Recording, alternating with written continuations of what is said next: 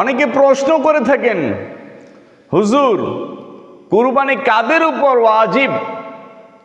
হাদিসে মোবারকার ভিতর আসছে, কারো কাছে যদি 7.5 ভরি স্বর্ণ থাকে, কত ভরি বাজান?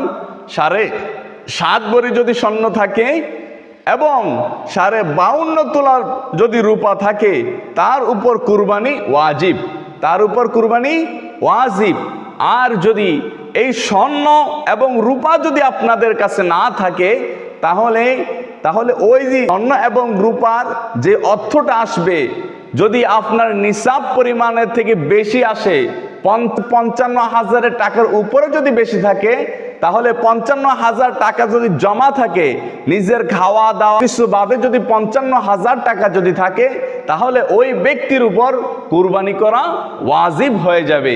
রাসূল আরবি সাল্লাল্লাহু আলাইহি ওয়াসাল্লাম তিনি হিজরতের পর থেকে কোনো দিন কোনো সময় রাসূল পাক সাল্লাল্লাহু আলাইহি ওয়াসাল্লাম তিনি কুরবানি ছাড়েন নাই, এবং কি আল্লাহর নবী রাহমাতাল লিল আলামিন তিনি উম্মতের জন্য কুরবানি দিয়েছেন। এখন আরেকটা প্রশ্ন আসতে পারে যে হুজুর রাসূল আরবি সাল্লাল্লাহু আলাইহি ওয়াসাল্লামের নামে কি কুরবানি দেওয়া যাবে কিনা?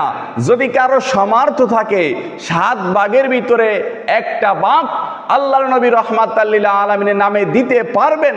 এখন আরেকটা প্রশ্ন আসবে, হুজুর যে এই 7 ভাগের ভিতরে 1 ভাগ আল্লাহর নবী প্যারা নবী রাহমাতাল লিল আলামিনের নামে কুরবানি দেব, তখন হুজুর এই 7 ভাগের টাকা কি আমরা 7 জনে দেব নাকি যে কোনো একজন দেব?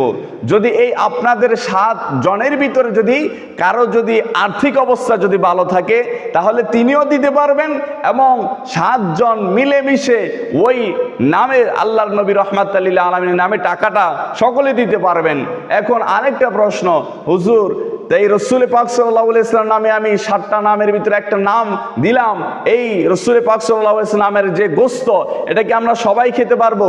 হ্যাঁ, এটা আপনারা সকলেই খেতে পারবেন। তাই কুরবানির সম্পর্কে আপনাদের যাদের আরো কিছু জানা দরকার আছে, আরো মাসলা মাসেল যাদের জানা দরকার আছে, ইনশাআল্লাহ আমাকে বলবেন, আমি আপনাদেরকে আমার ক্ষুদ্র জ্ঞানে আপনাদেরকে সমাধান দেওয়ার চেষ্টা করব। সকলে বলুন আমিন।